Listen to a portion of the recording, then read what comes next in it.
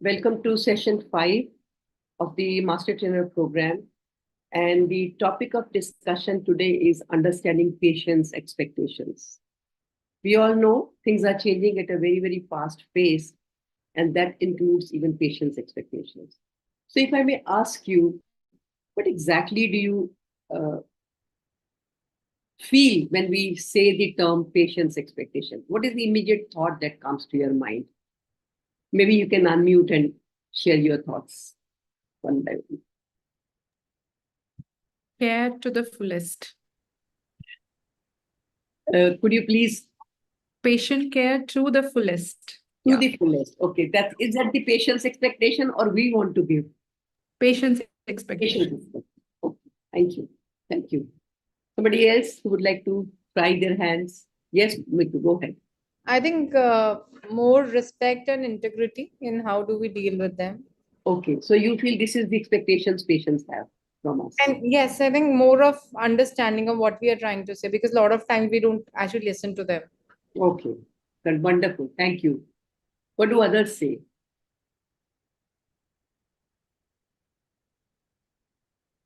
Michelle? Understanding their needs. Okay, that's a good understanding. Why have So, they come? when we say patients have very high expectations, that is, what is the undercurrent emotion? That it's too much to handle. How many of you feel that way?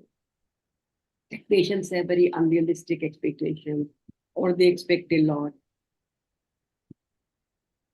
Is that true? And does that bother? Does that bother? I don't think so, to be honest, that they demand more, because when we land up into the same space, Mhm. I think that's exactly what we expect. Absolutely. Kind of people listen to me. The security doesn't talk rough to me. That's my patient. You don't So I think we all go with the same emotion at that point of time. Mhm. So to my understanding, I don't think so. The expectation is more. It's only how do we take it up. And are we ready to fulfill that expectation? Are we in mood to fulfill that expectation? Yes.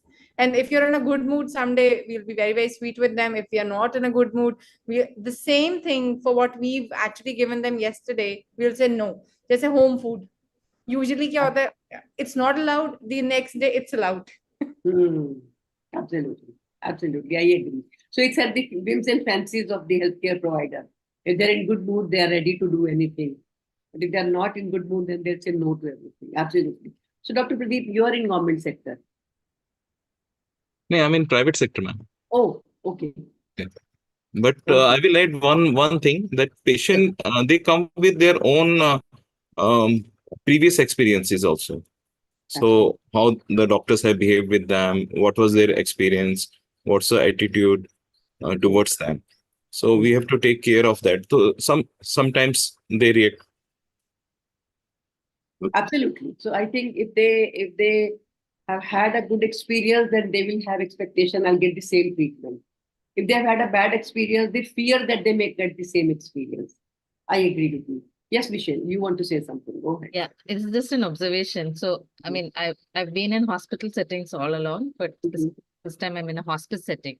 Mm-hmm. And I feel that in a hospital setting, the expectations sometimes are, I mean, can go down the path of being a little unreasonable or the Your outcome. voice is not. Is it better? Yeah, it's better. I think Yeah. Sorry. keep your mic in front of Microphone. you. Yeah. Yeah. So the expectations might be a little different in a hospital setting, but whereas in the hospice, we've seen certain patients wanting everything to be done, even though they know they're reaching end of life, but still, right? They do come there with kind of a acceptance of a sort, Absolutely. right? Absolutely. I think in hospice care, things are very different. One, because they clearly know the prognosis. And I think it must be really very overwhelming. It's not easy to understand what must be their inner state and what must be their concerns when you are in hospice care. But definitely, if we talk about general patients in a hospital setup, I think they, like Neetu said, that they expect respect, somebody listening to them, somebody helping them. So let's discuss a case study. And if you remember, I had shared uh, the uh, the soft copy of the course material and had also mentioned in the group that please read case study one. I hope you all got a chance to read that. No? How many of you read it? Raise your hand. Okay, Michelle has done. Dr. Pradeep has done excellent. Maheshwari could not do. Me too. I think even you could not. That's okay. So I think Sanjana and Gunjan and the other, I will add three of you in the same group so that I don't miss anything to inform you. But my bad that I did not add you. I just completely forgot that you will be joining from today. But I'm showing the case study with you, and I want each one of you to read a small para of it so that we go through it. It's okay if you have not read it. It's fine. Let me share the screen with you and show you the case study. Then maybe to start with, one of you can read initial two lines. Okay. So there are a number of case studies that I have given in the course book. You can also create your own case studies depending upon your area. The idea is when you have a case, then there's a specific situation. And when you critically think about it, you get different perspective. And when you discuss with others, that's where we get to learn what do others think about the same situation and how we can, handle the situation better. So, is the case study visible to all of you? Is it visible to all of you? Okay. Yes. So, will somebody take the responsibility of reading? Ma'am, I can go. Okay, go ahead, Yeah. please. Yeah. Right. So managing patient experiences, ready, set, go. Right after dinner, Abdul Rahman clutched his chest and told his wife Zeenat that he thought he had a heart attack. Zeenat wasted no time getting Abdul and their 16-year-old daughter Katrina into the car, car and raced to a nearby hospital. Although the ER was quite busy, Abdul was placed into a room immediately and attended by Dr. Raghavan and the nurses on duty. After taking the history, the team checked his vital signs, including pulse rate, blood pressure, breathing rate, temperature, and auscultation. All preliminary tests were normal, and Abdul noted that his chest pain had also diminished. I'll be back in a while, Dr. Raghavan said. The nurses also left the room, going outside to take orders from Dr. Raghavan. Zeenat held Abdul's hand while he was still lying on the examination table. Katrina began to cry. Dad, this is scaring me so much. I don't know what I would do if anything happened to you. I'll be fine, Abdul replied. I'm feeling much better already. I bet they'll let me go home very soon. 2 or 3 times during the next hour, one of the nurses looked into the room, scanned various instruments, and left. Another hour passed, then another. I think they forgot you were here, Zeenat said. They know you're fine, or the doctor would be checking in on you. I'll find someone and see if they're finished with you now. I'm getting impatient, just sitting here with nothing being done and no one telling us what's going on. Zenith went to the large circular desk in the middle of the room and asked the nurse if it was all right for Abdul to leave since they had been in the room for quite some time with nothing much being done. I will ask Dr. Raghavan, the nurse said. It may be a few minutes. He is with another patient. We might as well leave. He is feeling better, and there doesn't seem to be a reason to sit around here, said Zenith. When the nurses saw Dr. Raghavan, she asked him, Doctor, Rahman's wife just said that they want to go as nothing is being done. So she must be fine. So he must be fine. She thinks that they should leave. That is ridiculous, said Dr. Raghavan, almost shouting. So she is bored and wants to go home. Tell that female that this isn't about her and her comfort. It is about the patient. Tell her no. I am not releasing the patient until we've the blood reports and have completed our monitoring and we are certain he's not at risk. Katrina, Abdul's daughter, overheard this entire conversation through the conference room door. She went back to the room and said, Mum, it sounds like the doctor's pretty mad at you, Zenat said. For what? You are kidding.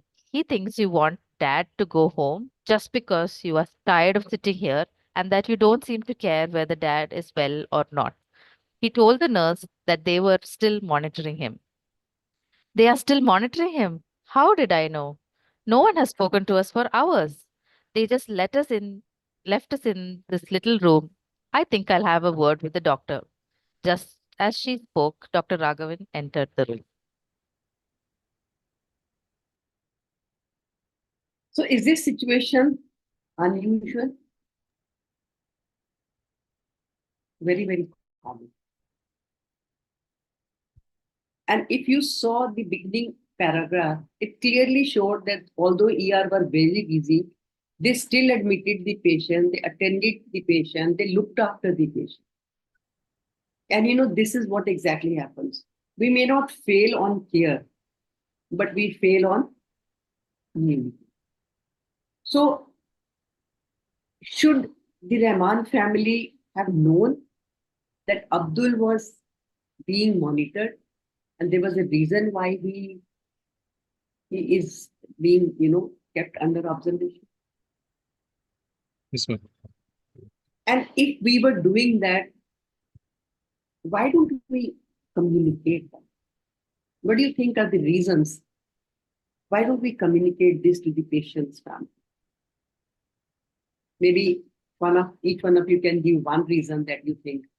Why don't we communicate with the patient's family?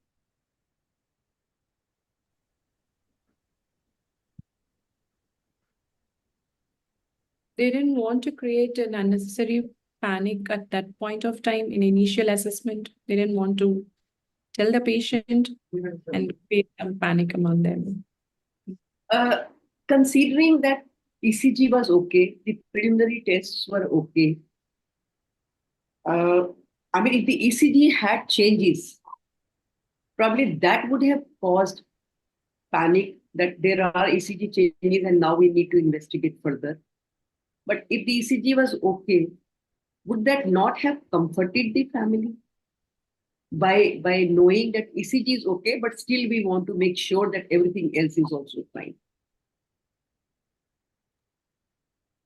But I think that's a very well thought what you shared. And a lot of time, even when ECG changes are there, we hesitate to tell what the reason that we have given is that we don't want to panic the family. Now, if we don't inform the family that there are changes in the ECG, and then suddenly we say there's a heart attack, will that not cause more, panic or damage?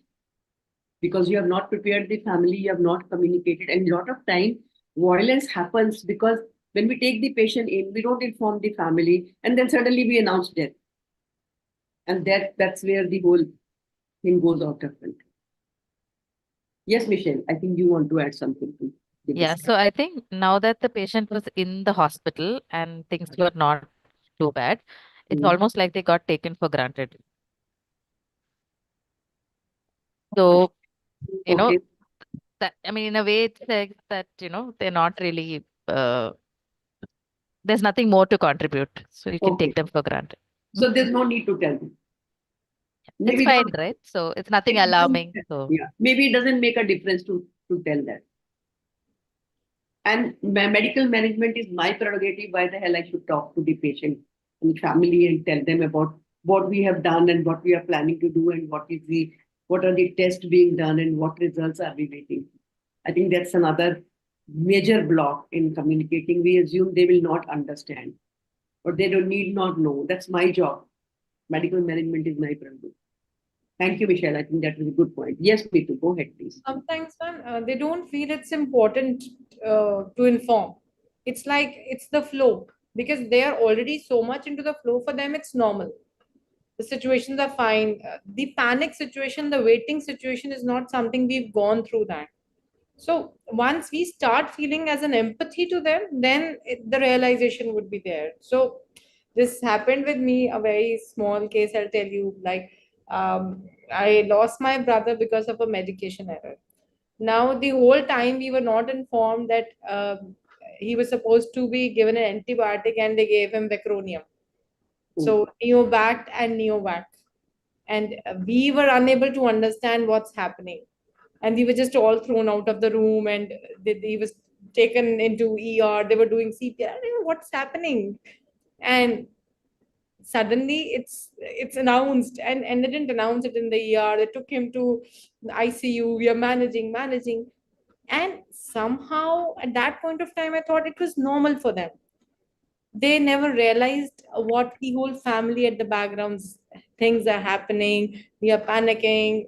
My father is here and there. So that's where I could feel that for them it's normal. It's a normal schedule, and things would happen. And the doctor, what he told me at the last, it's a medication They error. admitted.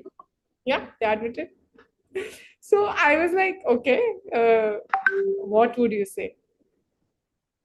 So I'm, that's I'm, I'm surprised that at least they admitted. Usually it's covered up. It is never honestly, admitted that yes, there has been an error. yeah. Because they know, but I'm very surprised that they came out with an open, submission that there was an error. So because we got hold of the injection, the what was in Uh, they, it. they, They they, said that they it's knew that there is no way to hide it. okay. So that's where we got hold of the bottle, and we said Absolutely. it's acronym. It's not the antibiotic which we were supposed to do. Hmm.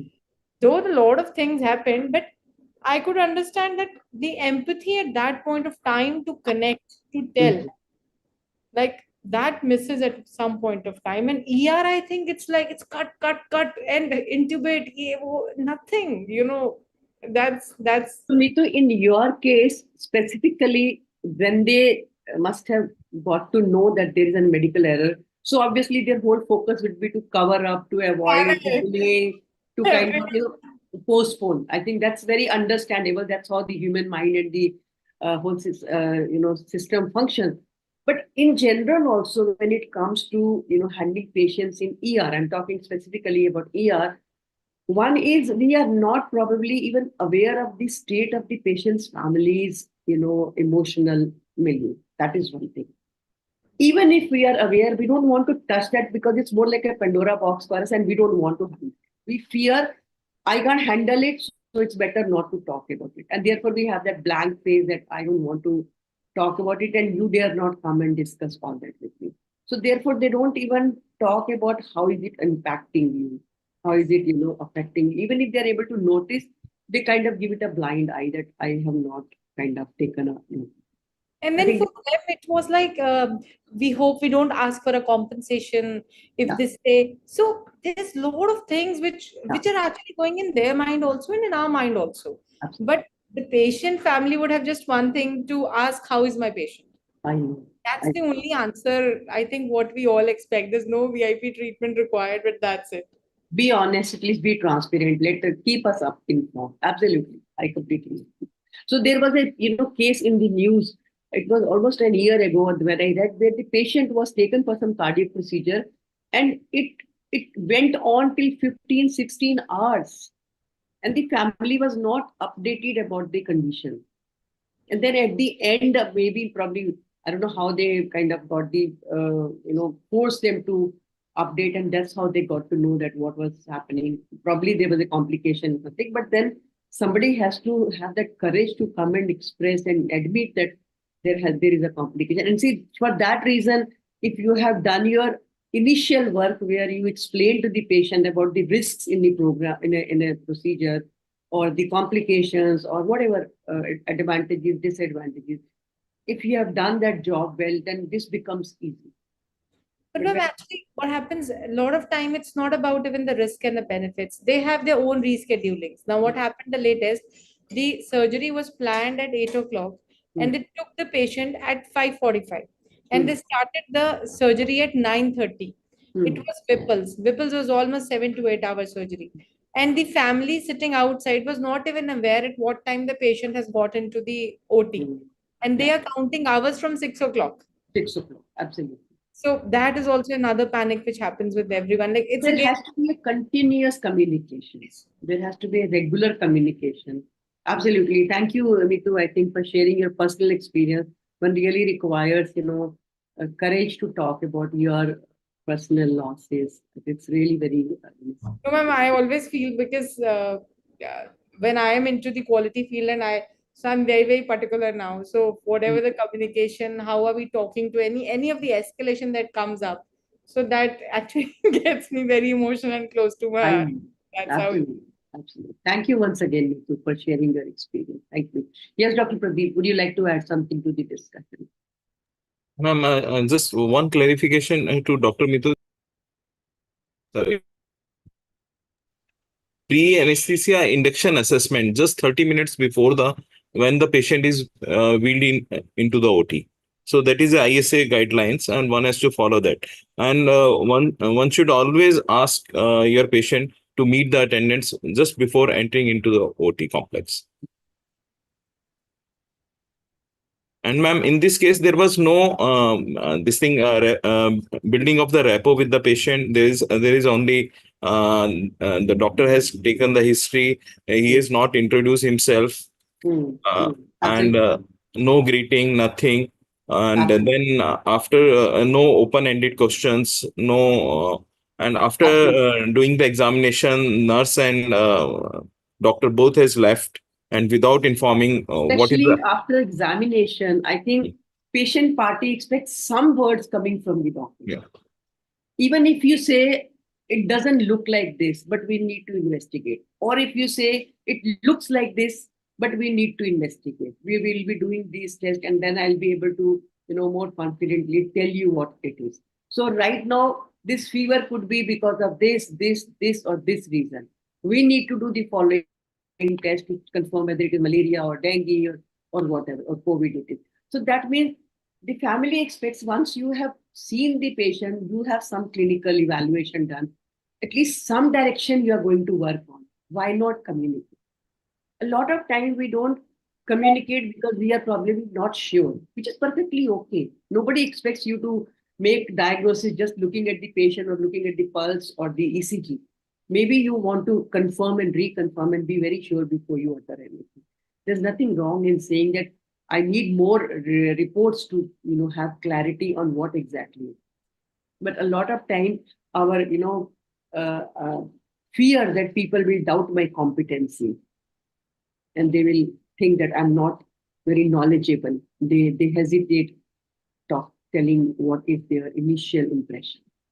But I think very clearly, and it is not just the doctor who did not communicate. Nurse came in 2, 3 times inside, just asking, how are you feeling now? Is the pain better? Are you feeling anything else? Do you have any questions? Even that communication would have comforted them. Or even nurse communicating that, see, we have done ECG, it's okay. Your blood sample is being sent to confirm that there is no cardiac involvement. Even that amount of communication would have been, would have done wonders with. And now, if you look at the communication happening between the doctor and the nurse, the way nurse communicated the attendants' conversation was completely altered. If you saw, she added her bitterness in the communication, that, oh, she thinks we are not doing anything, oh, she's getting bored sitting here. So you can see how and this is what happens when we escalate an issue. We normally have a tendency to add our emotions to it and make it worse, rather than just communicating in a very genuine manner that they are concerned about it. Can we address it? Oh, they are very demanding. They're asking too many questions. You handle it. I can't handle it. So what you are doing, basically, you're adding your own emotions and frustration and irritation. Also, what were the initial expectations of Rahman's family the moment they entered?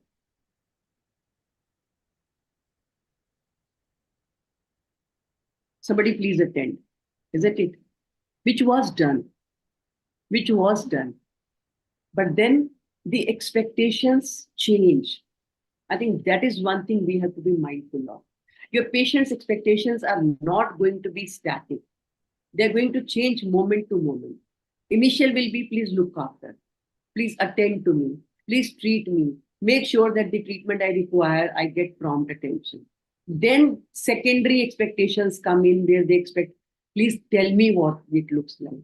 Is it something very serious? Do you have arrangements to handle my patient? Do you have facilities and infrastructure and the treating doctor available to handle it? And then, of course, some more expectations come in where they see, is the patient comfortable? Do you have place for us to sit and wait? And then the financial and other things. So changing expectation is not unusual. A lot of time, changing expectations bother us because we are not used to it. But we have to understand the expectations will definitely change with time. Now, could they have behaved differently? And if yes, what could have been done by the complete healthcare team?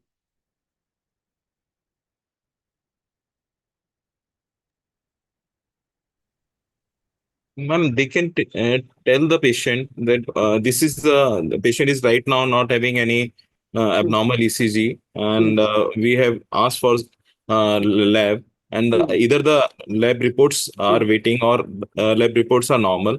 We will do ECG after 1 hour or 2 hour, and we must have tell them that if anything comes abnormal, then we will shift this patient to ward. Otherwise, we'll keep this patient here, and then doctor must assign someone to look after them, either nurse or he must have come by himself.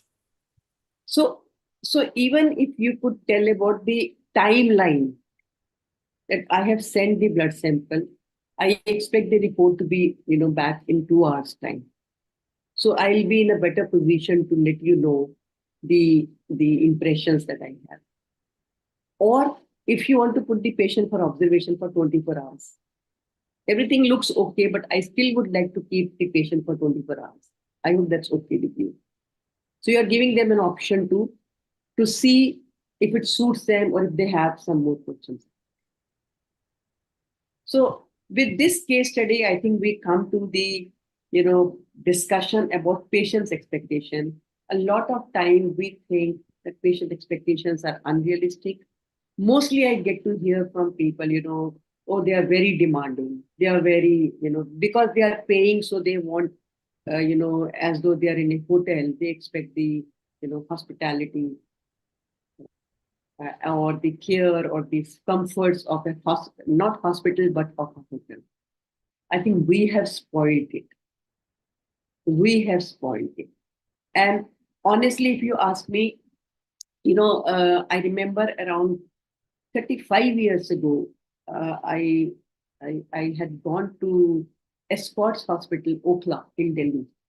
If to my understanding, probably that was the first hospital which I visited, which had VVIP arrangements for not only patients but their family members.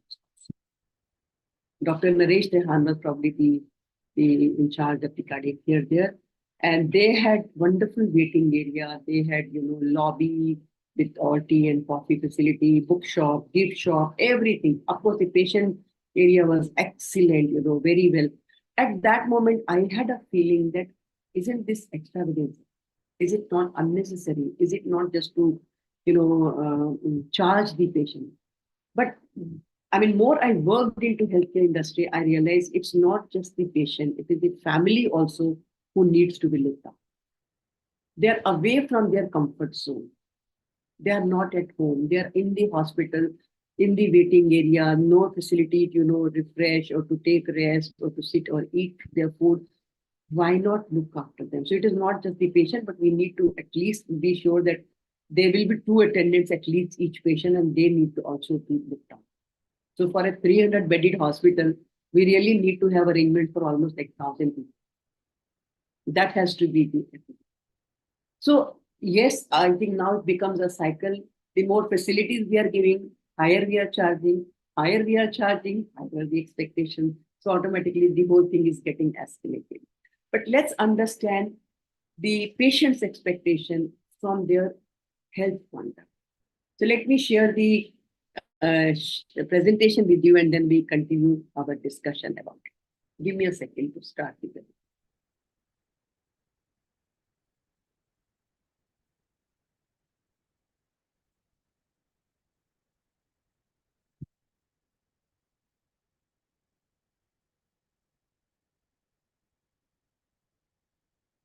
Okay, we have done the case study. So I hope that gave you some idea about how we handle situations and how we can, handle it in a better way and send our patients satisfied.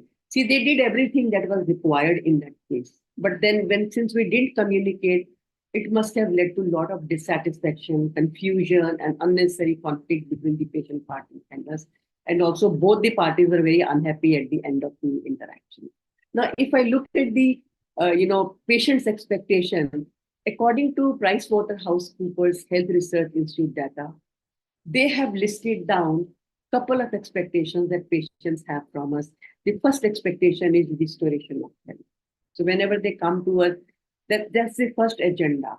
Good or bad, neat or untidy, they don't care, but can you help me in health and recovering my health or restoration of my health? Second thing that they expect from us is kindness and communication. I think that is one need. We have to understand that immediately after you have treated the patient, your patient's family wants to know what it is. Is it all right? Is everything okay? Is it serious?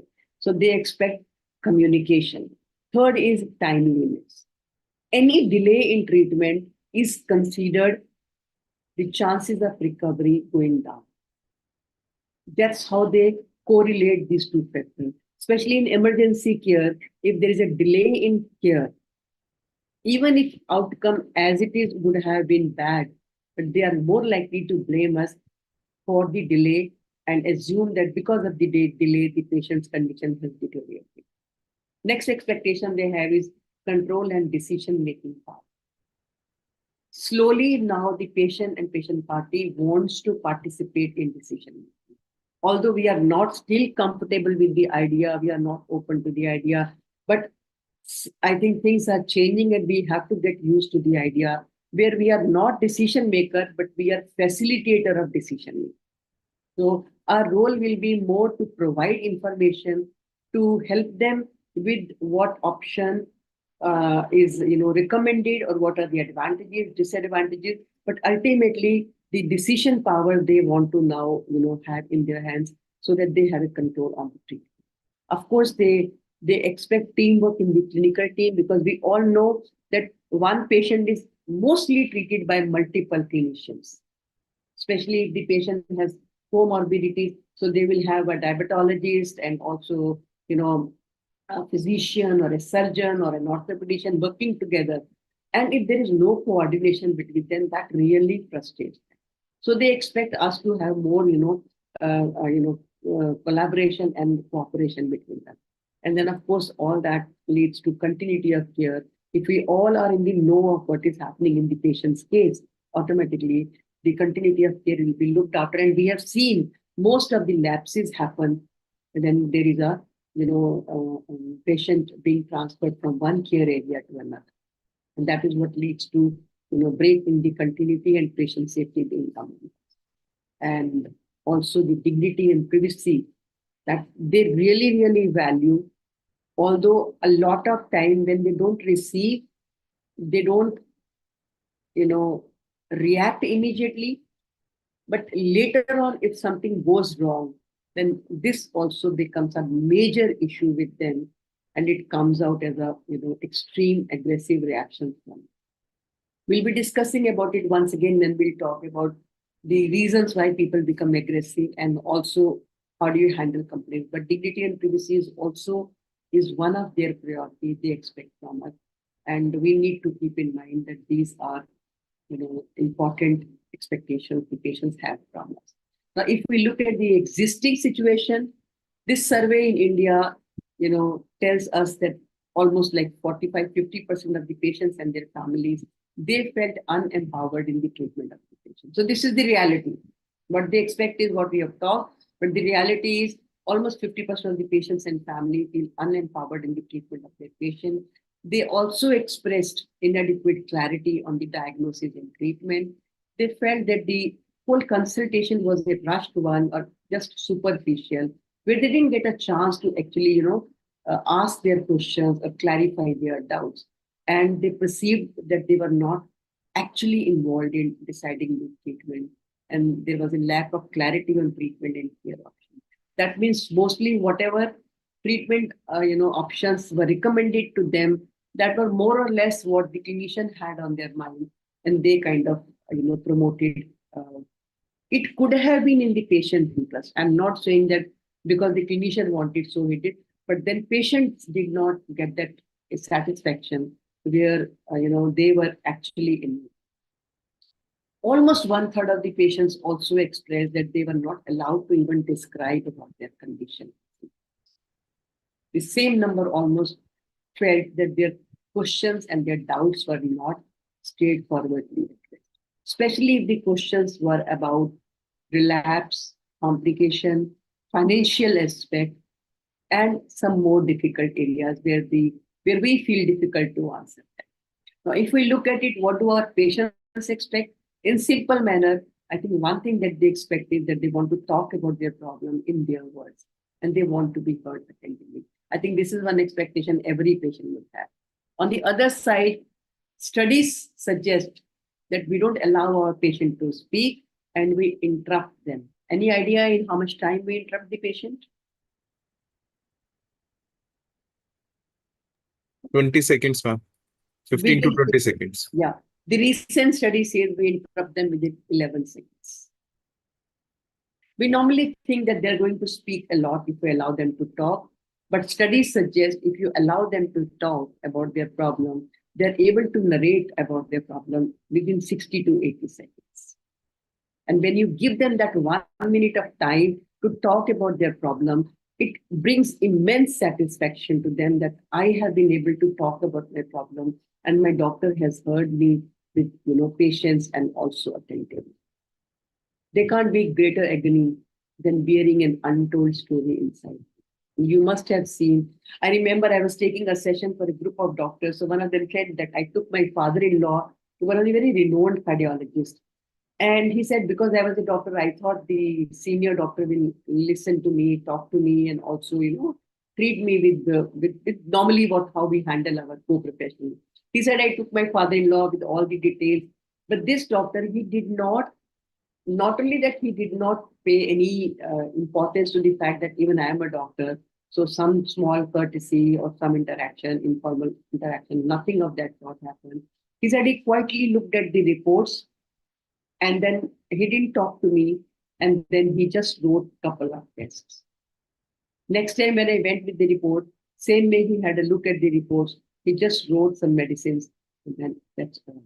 So you can imagine how much of dissatisfaction he must have come back with, where he could not even talk about his understanding or he could not even clarify with the doctor. Also, when the patient, go to a doctor, they expect that they will be explained, in an understandable manner, which is simple and in layman's language. Whereas studies suggest that we use a lot of technical jargon. And almost 50% of the patients and their families don't understand much when you explain them about their diagnosis, treatment, and problem. I think one of the best way to check whether how much your patient has really understood, patient or their family member, is when you explain them something, ask them, have you understood? They'll say yes, because that's how they respond. Yes. Okay, tell me in your words, what have you understood? They will not be able to repeat more than 50% of what you explain. Be it the treatment, be it their diagnosis, be it the intervention that you're planning, be it the discharge summary, where you explain them about the discharge notes and the treatment they have to take and the comfort follow-up. They don't understand much. But they will normally say, yes, I have understood, because they hesitate to admit that they have not understood. We use a lot of jargons. We speak at a much faster pace. Sometimes our tone of voice is very authoritative, so they don't get the message, that they will not ask you to explain once again. Whereas patients actually want to know about their disease, because now they want to understand how serious it is, what options do I have. Studies suggest, like this is one study I'm sharing with you, they interviewed almost like 2,331 patients at UK Cancer Center. 98% of them wanted to know if the illness was cancer. And then 87% of the patients referred as much information as possible, because they want to know how serious is the condition, how is it going to impact me, how much time do I have, what options do I have. But usually we are hesitant to talk about something like this. So in case of serious diagnosis like cancer, studies have shown that almost 50% or 60% of the patients want to discuss the life expectancy. How much time do I have? Whereas we are not very comfortable, and almost one third of the patient get to discuss about their concern. Then in the same study, they also saw that almost 60% of the patients wanted to discuss the impact of cancer on the other aspects of life. Again, very few of them actually got to discuss with their doctor. So I'm trying to just tell you that these are the patient's expectations, but unfortunately, we are not, addressing those expectations. Then, when it comes to getting involved in the decision making, we all know that we don't practice the basic standards of informed decision making. You'll agree with me on that. So those who favor shared decision making, they say that any situation can be discussed. It can be simplified, it can be made to understand, it can be explained. But there are some who feel that no, not every situation can be discussed with the patient, so they can't be given all the information. But we all know it's very important to engage them at this stage, because more time you spend at this stage, easier it will be later in case if something goes wrong. Because then they can't blame you to have hidden something or to not have clarified their doubts. Now, my question to all of you is, okay, even about sensitive handling of the, whatever information you are sharing. So there's another study where they have shown that almost 70-80% of the patients felt that it was a suboptimal kind of an experience. The doctor who was announcing, about serious diagnosis like death or end of life care or doing even grief counseling, they felt the clinician was too blunt, or the time or the place was not appropriate, or they got the sense that, there was no hope. And they wanted the physician to balance between honesty and sensitivity. But we all sometimes, are not able to strike that balance. And that's why this becomes a very challenging task. Now, my question to all of you is, are these expectations unrealistic or they are new? At least I would say that they are new, because we didn't have this kind of clientele earlier. But it's been some time, and now we know patients and their family members who want to know more and more. We have to get ready to communicate with them. Studies have also shown that if you really want the patient expectations to be fine-tuned, you will have to provide them with more information. If you provide them with more information, automatically their expectations will get affected. Now, coming to what are the consequences of their unaddressed expectations. A lot of time we don't want to address their, especially if we think it is unrealistic. Sometimes, like patient party says, "Doctor साहब जितना मर्जी पैसा लग जाए, but patient बचना चाहिए." So we know this is a very unrealistic expectation, and we don't address it. I think it's very important to sit and talk to them and help them understand that money cannot be equated with, guarantee for life. We need to help them understand, because that's an unrealistic expectation, because they're thinking that at any cost we want to save the thing. But they have to be helped to understand that we can do our best. I can assure you of the best service, best care, but I cannot assure you of any outcome, because nobody can tell. So that means those expectations will have to be, addressed. Now, what are the consequences of unaddressed expectations? What all will happen if you don't address their expectations? Maybe you could write in the chat box. I hope to get more answers to this question. What are the consequences of unaddressed expectations?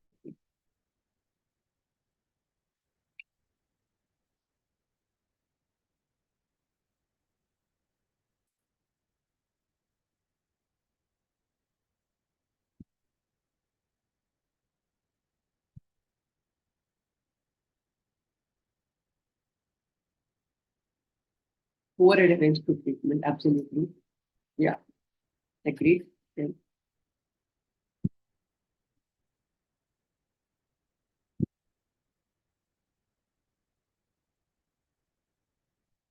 Trust issues. Absolutely. I think that's a very important thing.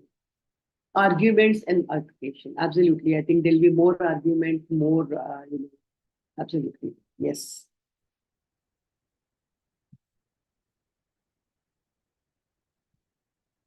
What else?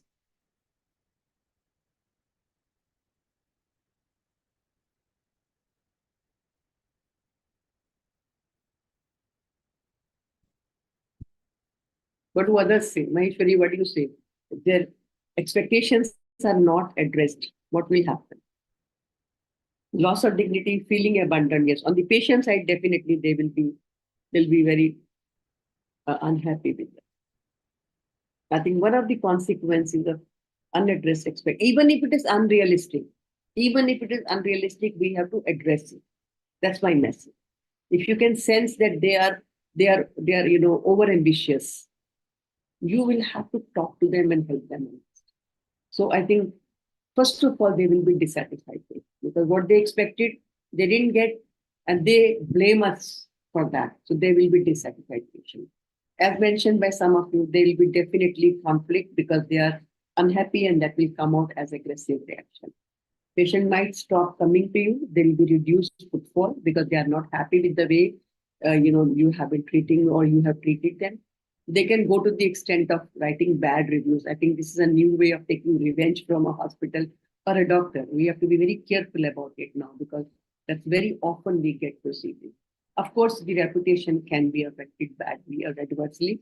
If there are a lot of poor reviews, I mean, you can expect the reputation to definitely go down. And then, of course, there's the risk of violence and aggressivity because it's not just the verbal, conflict. It can go to violence and mob attack and aggressive reaction.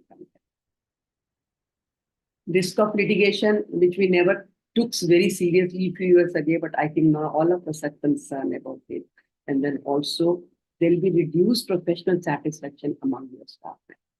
So they will not be happy if every day there are fights and people are getting into conflict and they are blaming or they're writing poor reviews.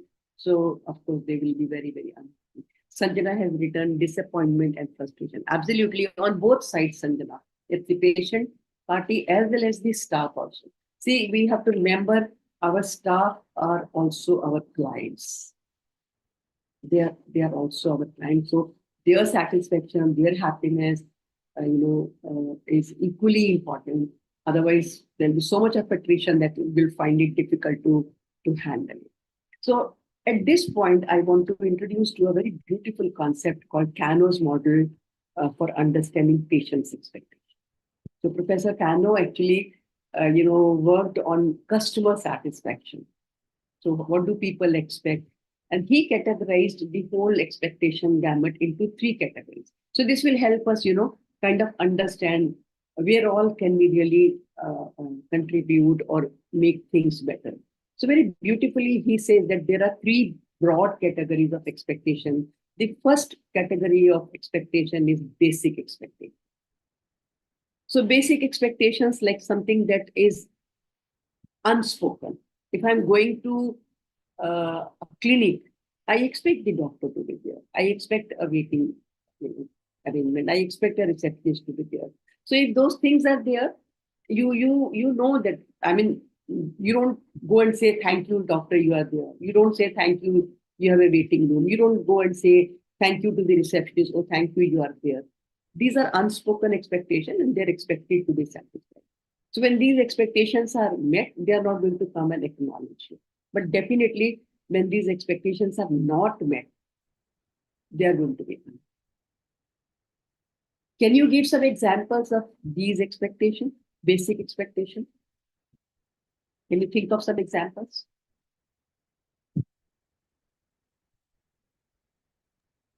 Having a clean restroom. Having a clean restroom, absolutely. I think that's one of the basic expectations. Absolutely, true. Having a toilet facility or water facility. I think that's one thing they will always expect. Wonderful. What else? What do others say?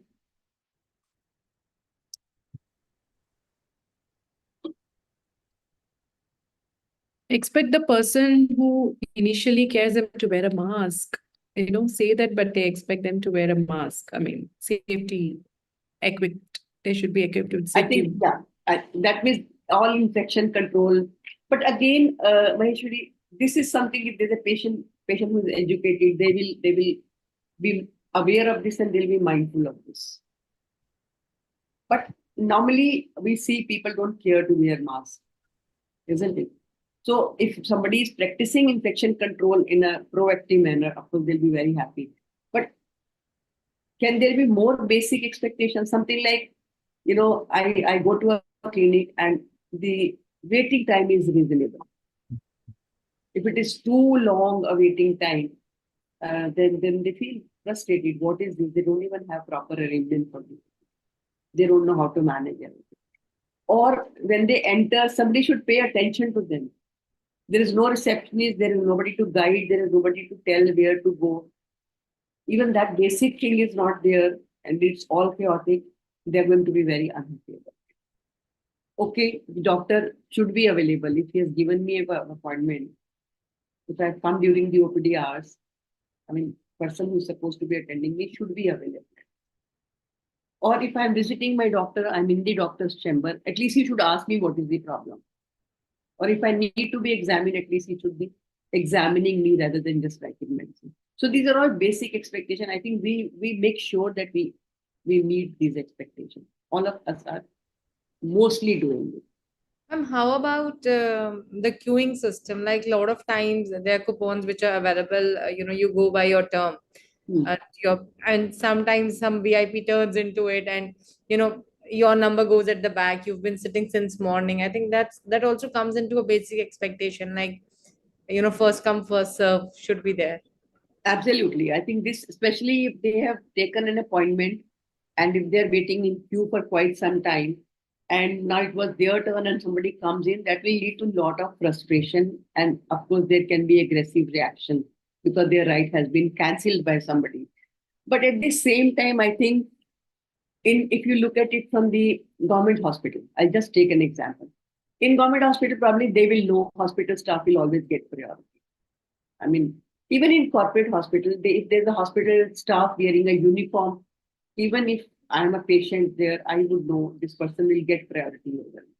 Of course, if it is happening too often and I'm made to wait for almost like, now people are very vocal about it.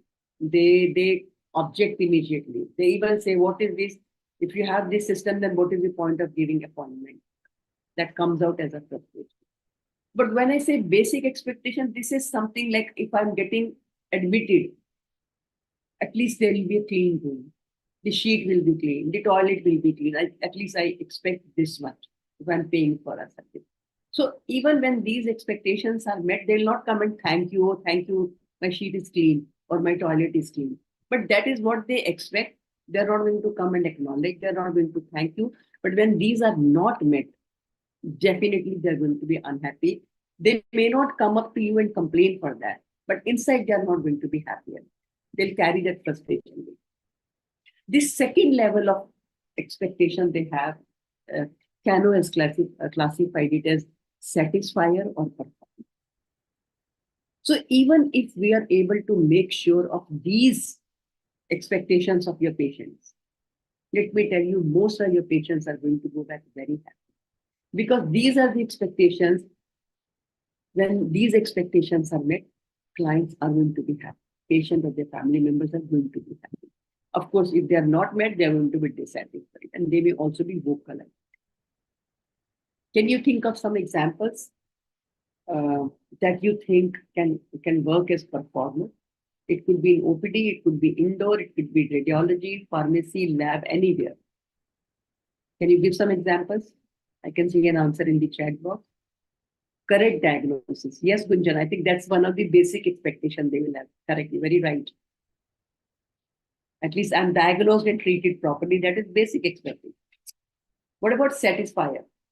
Can you share some examples?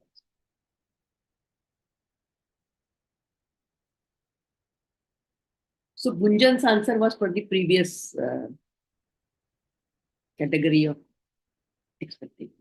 Can you think of some satisfiers or performance that will give patients a good experience, then we talk about enhanced patient experience. So your satisfier or performers are the one which are going to enhance your patient's experience. The patient being satisfier. Yeah. So what all can be added to our services or facilities that would actually work as a performer? I can see a reply in the chat box. Yeah. Timeliness for test. Yes. If you are able to, provide attention, care, reports on time, they are happy about it. Absolutely. I agree. What do others say? What do others say? For example, in a pharmacy, the drug dispensing section, they have to explain the drugs once again. Mm-hmm. So if the pharmacist rather than just giving the medicine and giving the bill and taking money, if he spares 5 minutes to explain. Now I remember I had gone for an assessment to one of the government hospital, and there was a huge queue. One, they didn't know which window we have to stand at. There were multiple windows. Second, a lot of time they are standing in queue for medicine, and when their turn comes in, the pharmacist says, sorry, this medicine is not available. So you'll have to come in. Third, if they have a question to ask, they will say, sorry, there's a long queue, I can't answer you. To my surprise, there are so many pharmacy students doing their internship. I mean, if I, as an outsider, would immediately think, why aren't you using your interns? Interns are supposed to be knowing everything. Now they are ready for a job. So they should know what different tasks they can do. I said, if you could, make 3, 4, 5 tables with 1 or 2 interns on each table. So one table could be, first of all, to check, do we have these medicines or not? Second, which queue should they go for? Maybe we could have separate queues for ladies, for gents, for senior citizens. Third is, after they have taken the medicine, they could come and, get the explanation by the interns, so that interns learn to tell what medicine to take when, or what they can take with water, with milk, empty stomach, whatever the instructions are. But using your resources is something that people don't think much seriously. Especially in government setup, they say we are short of resources. I say you're short of ideas. You're not short of resources. You're short of motivation. You're not short of resources. So, but these satisfiers and performers I'm talking about, they don't require extra investment. But this requires being mindful of your patient's requirement. And today's session is going to equip you with a wonderful tool. Let me reach that point when I share that with you. But the examples that I want to give you, I can see an answer in the chat box. Let me read. Other services like dietitian, physio, from administration, and absolutely, I think support services, if you can enhance their experience with support services like dietetics, you said, like physiotherapy, if all those people could coordinate well and make sure that your patient goes well, happy, they're going to be always thankful to you for good care. So I think some of the examples could be when your staff is well behaved and courteous. I think a lot of dissatisfaction goes down if the person who is attending me is well behaved, is ready to listen to me. So that would give me a lot of satisfaction. Even if there is something that I'm unhappy about, I'm going to be happy that somebody spent some time to listen to me. Discharge process, absolutely, Gunjan. I think that's an important point that you have picked up. Most of the times, everything goes well at the time of discharge. The patient is very unhappy, and one of the reason is because they expect the moment consultant has said discharge means I'm going to be discharged. They do not know how much of effort or action has to be taken by the hospital background staff to complete the discharge process. But nobody communicates, and how will they know? Somebody has to tell them that although the consultant has said discharge, but the whole thing takes 4 to 5 hours. And especially in case of cashless, we all know that we have to get clearance sanction from the authorities, TPS. So we have to clearly communicate that we are going to submit your bill as soon as possible, but we need to get green signal from them before we discharge. So that communication is very, very important. I completely agree. So I think courteous and well-behaved staff is something that your patients are going to go Gaga. Then minimum waiting time. So if you have, well coordinated system, if you visit your OPD regularly, if you see how much is the average waiting time, how can we reduce the waiting time? Can we have more chambers? Can we have different timings?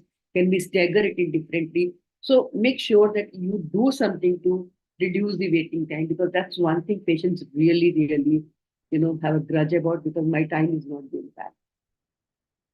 Now, things like having, neat and clean waiting area, toilets, cafeteria, they also act as performance. People have gone to the extent that the chairs that you put for your patients or their family members in the waiting area, if they are comfortable, that also works as a performance. If the chair is harsh or rough, it gives a different experience. So availability of neat and clean waiting area, well lit, ventilated, sufficient waiting arrangement, that also acts as a performance. Then somebody attending to patients' needs promptly. And I think that's the reason why hospitals now are appointing patient care coordinators or patient care managers, where they are making sure that there is somebody who communicates between the patient and the hospital. Because otherwise, patient goes from place to place, but there is nobody who is continuously with the patient. So the concept of patient care coordinator is really picking up in most of the hospitals. And that's bringing good result, because patients feel that there is somebody who is attending to my needs. Behavior of doctor, absolutely, that's very important. Not only the staff, but the behavior of doctor plays a very big role to create satisfaction. And I think that compensates for everything. So while they are interacting with the healthcare provider, be it doctor, nurse, or the pharmacist or radiologist, whoever, they are allowed to narrate the problem, and somebody is listening to them attentively. That gives them satisfaction that yes, people are helpful, they are forthcoming. So those 5 skills, if you remember, we discussed in session 3. Do you remember any of those 5? Let that be a kind of an exercise for all of you. Do you remember those 5 skills?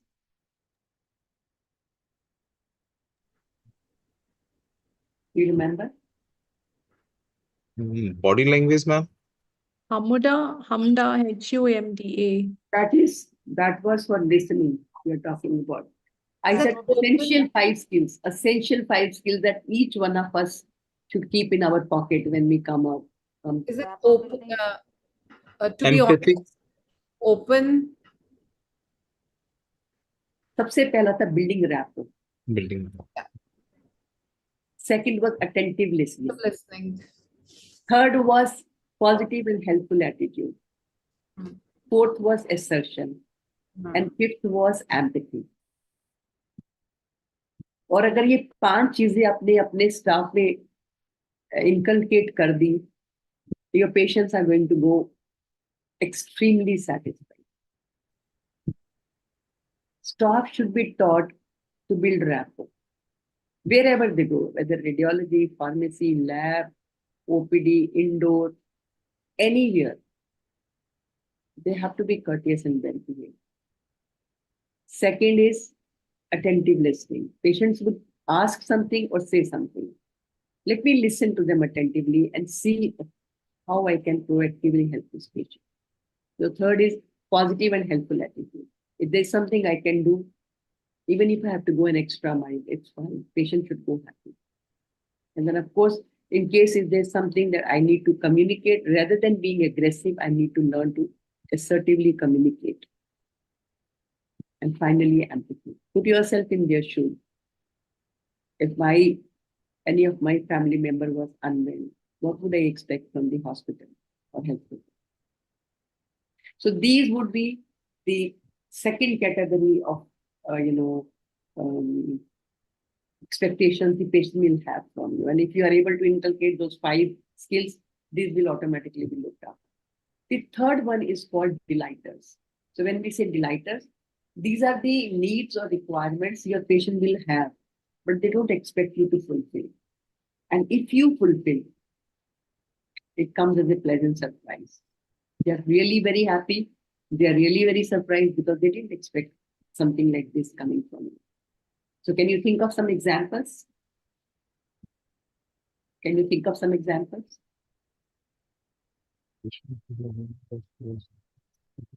Celebrating their birthday. Very common. I think now that's being done in most of the hospitals. I get to hear it. If they know patient's birthday or patient's family member's birthday, they would bring a cake and we'll celebrate. Of course, it's a good gesture. I mean, I don't have any problem with this, but there are so many other things that we can do for the patient. For example, you are canceling a patient's appointment. A call from your hospital mentioning that your appointment is rescheduled because the doctor is on leave. So please do not come on this day, come on this day at this time. How happy they will be that you saved my time, you saved my travel, and I mean you valued me. Isn't it? Or if the patient hasn't come for follow-up and somebody from your hospital calls the patient or the family member or whichever number they have to check, is everything all right? Why isn't the patient come for follow-up? Your follow-up was due today. Or a reminder call. That your follow-up is due tomorrow. I hope you're free. I hope there's no challenge. Of course, like you said, birthday celebration. My daughter delivered at Florida. So they have a facility. I'm sure now it's happening in India also, nothing new. They provide you a photograph. So they would, take a couple of free pictures for you. They'll come up with props and they'll, decorate your child and then take some pictures for you. So these are very new ways, people are trying. But whatever you think will really benefit your patient, if you can do that, patient is going to go back. So things like when you call them in case, their appointment is rescheduled, or if you remember their first day, very happy. If you're telephonically following up, again, they're going to be happy. So these are ways to, kind of make them feel that we know you and we understand you and we understand, we value your time. There's nothing big about it. I think the more mindful we will become, we'll be able to think of many more such ideas where we can actually delight our patient and the family. So yeah. there's one I wanted to share here. So I usually visit one clinic.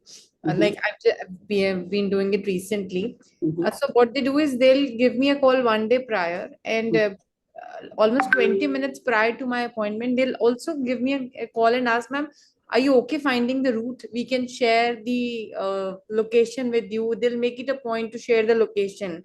And they'll also ask, like, whenever you enter there, they'll ask, were you able to find it properly? Would you like have a coffee or something? Comfort yourself, and we'll ask the doctor. So that's one thing, the smile, and they give you a good gesture, and they're concerned that you're not lost. So that's how they're doing it these days. Wonderful. And I think it helps them also plan their time accordingly. One, it goes as a reminder. For example, if they are given a reminder to you, it also confirms them that the patient is coming. In case if the patient was doubtful, and if the patient says, I don't think I can come tomorrow, so you would immediately know that, okay, this slot is open. Either I can call another patient or I can use my time for some good reason.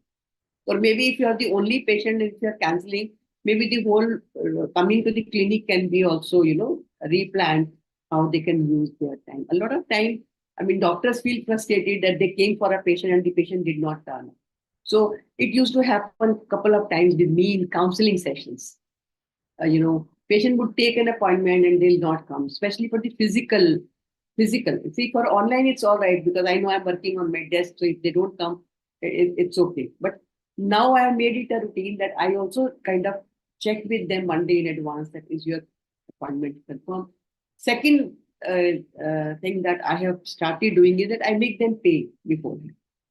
So once they pay, they know that they can't miss their appointment. And in case if they want to reschedule now, they will message me beforehand and they'll say, sorry, I can't make it today. Can we reschedule tomorrow? Which I'm okay. I don't kind of deny.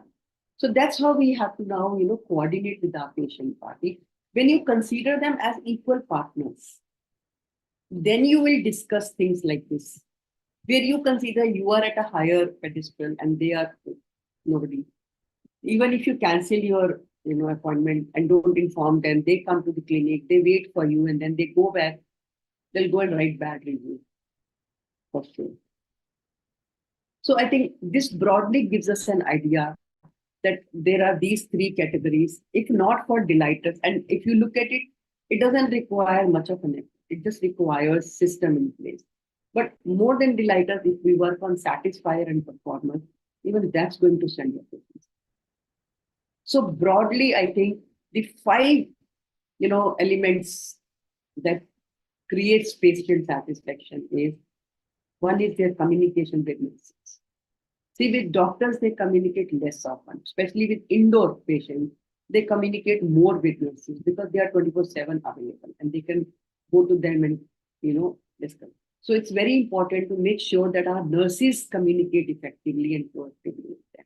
Second is, of course, their communication with doctors, because ultimately they want to make sure that their doctor knows them and they know them and they are able to reach to them or accessible.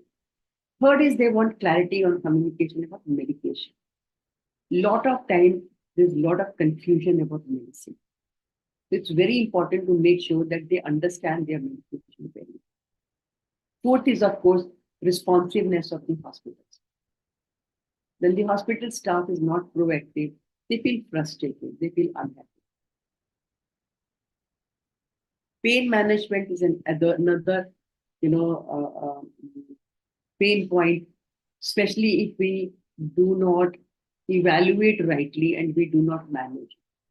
So in most of the hospitals now I see, I don't know in India, I'm sure in India also now we must be doing it, but in Western, they have a board in front of the patient and they ask, how do you grade your pain? So patient would tell 8 out of 10, 5 out of 10, 4 out of 10. So that gives you a lot of clarity on how my patient is feeling. And then you have to promptly manage it. Of course, cleanliness and quietness of the hospital plays a very big role and adds to their satisfaction. Discharge instruction, as Gunjan mentioned. A lot of time everything goes well, but the discharge experience becomes very awful. Maybe even the consultants need to, tell right then and there when they announce discharge, I am saying discharge, but the whole process takes 3 to 4 hours. So you'll have to bear with us.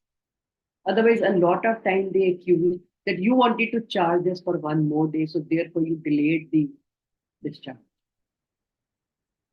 And of course, patients value the overall hospital. At this point, I want to introduce you to a very beautiful concept. This is called design thinking. How many of you have heard the concept of design thinking?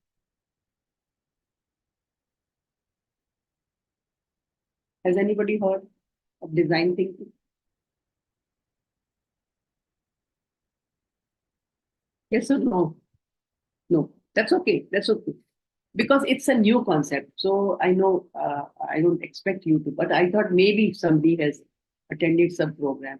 So design thinking is a concept which is being used extensively across the world. So the whole idea of design thinking is when you try to design your services and your facilities and products, keeping the end user in mind, keeping the consumer in mind. So see, we create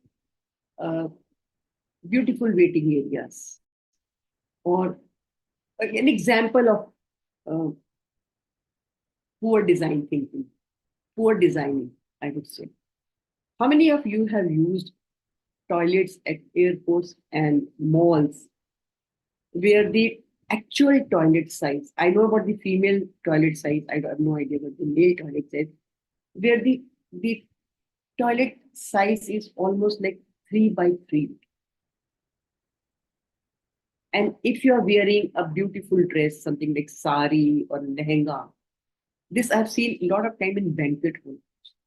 They'll have a huge outside area with long, big mirror, but the actual toilet area with the toilet seat is like just 3 by 3. And when you try to rotate, when you enter inside and you try to rotate to turn and close the latch, your clothes literally touch either the toilet seat or the walls of the. Am I right or wrong? So somebody who designed this never thought that the end user, will the end user be happy to use this facility? If you remember, till recent time, baby feeding area used to be in the female toilets, especially at airports, malls, banquet halls, and also five-star hotels. Right or wrong? Did the designer think that can I take my food to the toilet and eat?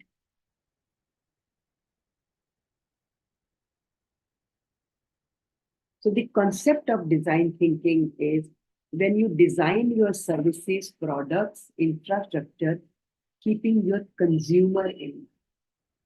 So if you really want to understand how do you go about redesigning your services, this concept is going to greatly help you. A lot of prestigious universities are teaching design thinking.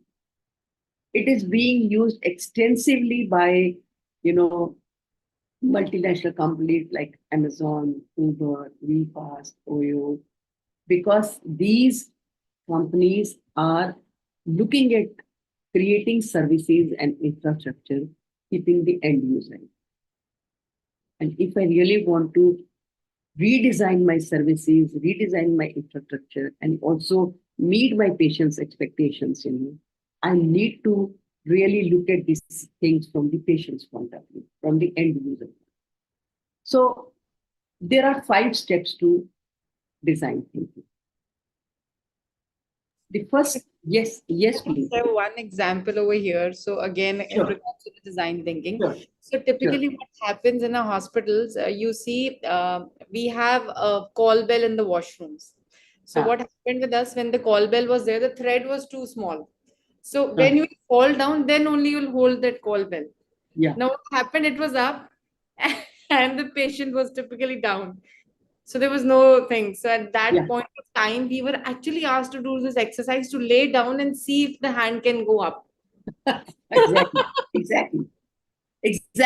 That's the idea, that when you design your services and your products, you really need to use it and see the challenges. So that's the whole idea. These 5 steps are all about the same.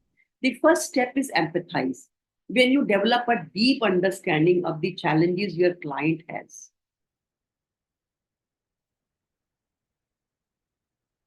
And I want to give you a taste of empathize. So when I say empathize, it does not mean that it is just the emotional component that you need to understand how they must be feeling, but it is actually the challenges anybody will, experience. So if you really want to experience how would one use a 3 by 3 size toilet, you need to wear a lehenga or a dress and get into the bathroom and see. Because if it was designed by a man, naturally, if you are in trousers and t-shirt, you will be very comfortable in it, even in 3 by 3 size. Especially in toilets at the airport, you don't feel comfortable leaving your bag outside. You will normally would like to carry your bag, handbag and carry bag inside, because you if you are especially traveling alone. So that means the toilet has to be of a size where you can comfortably, put your bag inside and then use the toilet. So maybe instead of 3 by 3, I may need 3 by 4 or 3 by 5. So all those things will have to be, kept in mind when you are designing your services. So when I talk about empathize, that's the first step where you try to develop a deeper understanding of the challenges your end user is going to face. I want to do an activity with you. So take out your copy and pen, and I'm going to take you to your hospital OPD. So, I mean, those who are not in exactly your hospital, you can, whichever place you are, and if it is an office, then you can imagine your office. But I think most of you are in hospital, so you can, go with my narration. So imagine yourself entering your hospital as a patient. As a patient, you are there to, for consultation. You are not an employee of the hospital. You are not an owner of the hospital. You do not know anybody there. Nobody knows you. So you are entering the hospital as a patient. So imagine yourself entering your hospital gate, and you are going to the parking area to park your car. So you are not hospital employee, you are not hospital owner, so nobody knows you. The parking person also does not know you. So he would just treat you like an ordinary person and see yourself going into the parking area. Look around. How do you feel about that area? Are you satisfied with the parking facility, the cleanliness, the presentation, the approach road, the location of the parking area, your comfort, your safety, your ability to reach that place and then also go from here to the reception. So since the parking person does not know you, so you can imagine how much of help you will get from your parking person. I mean, you're not going to get any VIP treatment that, oh, ma'am, park it here, sir, park it here. You'll have to park it wherever you. So note down your experience and rate it on a scale of 1 to 10, 1 being the lowest satisfaction and 10 being, satisfied. So rate your experience. Now you have parked your car and you are going towards the reception.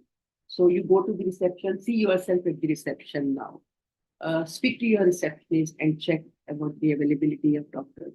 Okay, she says the doctor is available, but there are a few more patients before you. So it will take at least 45 minutes to 1 hour before you can actually see your doctor. So I request you to go and sit in the waiting area. When your turn comes, I will call you. Again, since you don't know the receptionist, she does not know you. So she's not going to take you inside out of turn. You will have to wait for your turn.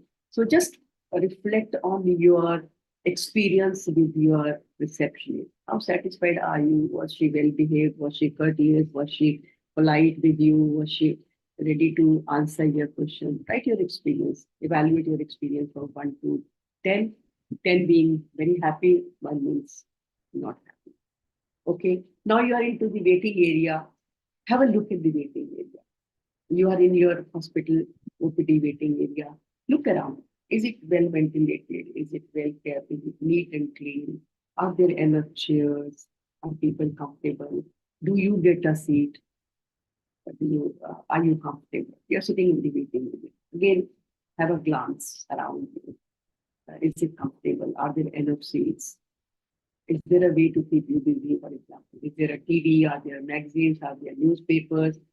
Whatever you think an OPD waiting area should have.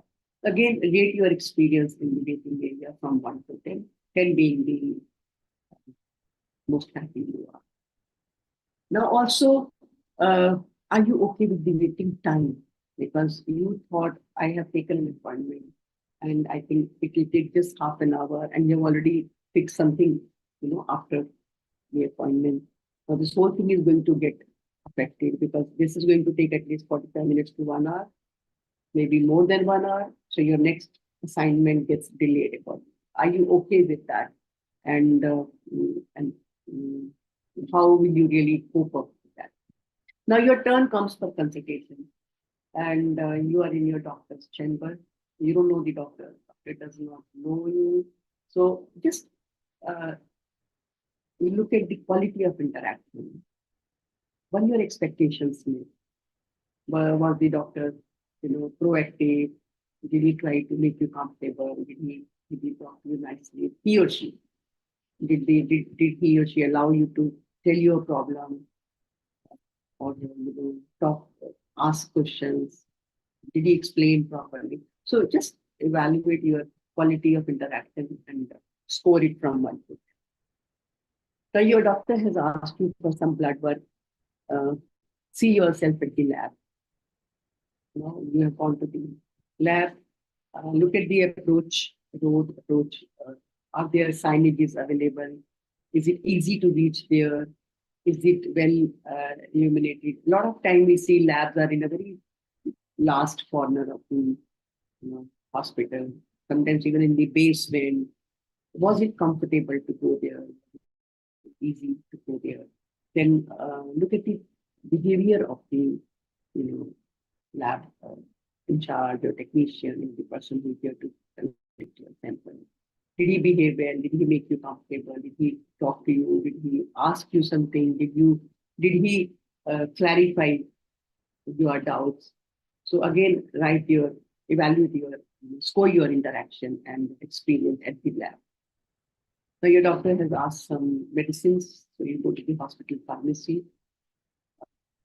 Go to the pharmacy and try to see your experience there. Again, where is the pharmacy? Is it comfortable, convenient, well lit? Is there a long queue? Are there enough number of windows? Did the pharmacist explain you properly about the medicine? Did he charge you properly? And whatever your questions were about the medicine, were those questions answered? Again, score your experience from 1 to 10. You're coming out of the hospital pharmacy, and before you actually go to the parking area to go out, you felt the need to use the restroom. So imagine yourself in the patient's restroom, not your staff restroom, patient restroom. So again, look around. Is it clean, dry, smelling good, bad? Could you use it? Were you comfortable? Score your experience from 1 to 10. Get into your car, and before you leave, think, what was your experience? So if I ask you to rate the overall experience of your visit to your OPD, how would you rate it on a scale of 1 to 10? Right from parking to parking.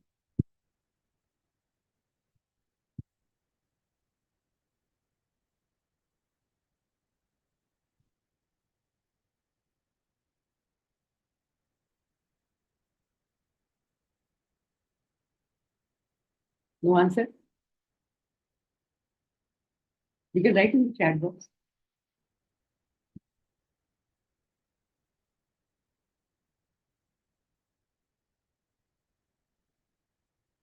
You can rate it. It's okay. Don't feel bad about it. It's a learning experience.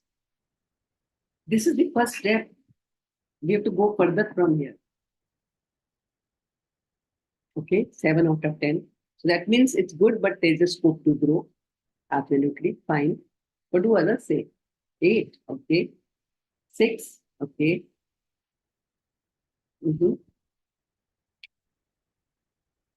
What do Maheshwari says?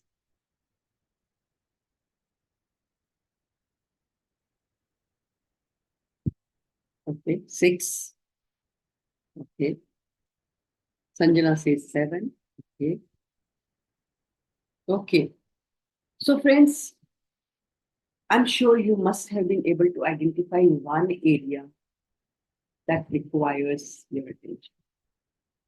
So I've taken you to the first step of implementing design thinking to your OPD.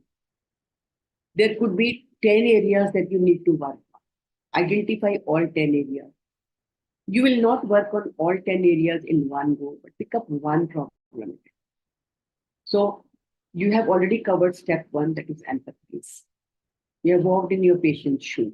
You have visited every area that your patient visits in the OPD. Now it is time to define the problem. So clearly articulate in which area you think there is a definite problem. It could be waiting time. It could be the toilet. It could be lab, it could be the pharmacy, whatever. It's perfectly fine. I can see an answer in the chat. And that says parking. Wonderful. So that means you could identify that parking needs attention. That's what you now need to define very clearly what you need to change in. Third step is ideate. So ideate is more to do with creating ideas. So you don't have to only singly create ideas. Now you need to have a team of people who work with you and who give you ideas to deal with that problem. So at this point, I want to introduce you to a very beautiful concept called create. You can write in capital create in your notebook. CREATE. It's an acronym. So when you define the problem, that is CR. CR is current reality. That is the current challenge that you can see, problem that we have identified. That is CR. The second EA is explore alternatives. That is ideate. So when you create ideas, it's always good to, first of all, have people from different, professions or backgrounds. So hospital industry is using a lot of hospitality input to improve their services because there the guest is treated as VIP. So they try to create services which sends their guests happy and satisfied. And you must have seen a lot of hospitals are now being designed by architects and developed by developers who have actually developed hotels and hospitality services. So when you have such people on board, now for example, to empathize or to define, after you have defined the problem, when you're creating ideas, if you had some patients on board, if you had some nurses on board, if you had some housekeeping staff on board, if you had some doctors, some quality people. So it's more like if you have heard of the concept quality circle. Have you heard of the concept of quality circles? So quality circle was the idea given by Japanese, philosophy. There they said, if you have people from different sectors, they will come up with more ideas which will be more practical and feasible. So I'm coming back to create. In create, we said current reality, that is, we define the problem. EA is explore alternatives, where you're creating a lot of ideas. So when we do brainstorming, we ask everyone to give ideas without bothering whether it will work or not. It doesn't make a difference. So explore alternative happens in two phases: mining and shining. Mining is you're digging out all possible solutions. You don't care whether it will work or not, but you just try to dig out as many solutions as possible. So even the weirdest idea is not refused, it is accepted.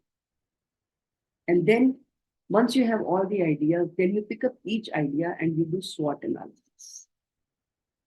That is shining.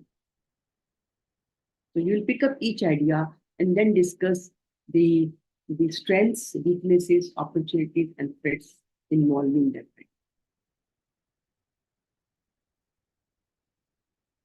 So as I mentioned earlier also, a study by Harvard says every problem has minimum 4 solutions. And each solution should be tried at least 4 times before you give up. So there can be 16 opportunities to resolve a problem. So when you do this ideation, you're actually coming up with all possible ideas. And then once you have selected one idea or 2 ideas, you will not be applying all of them, but you will be trying one by one. And that is called prototype. So in terms of create, the last TE is tap energy.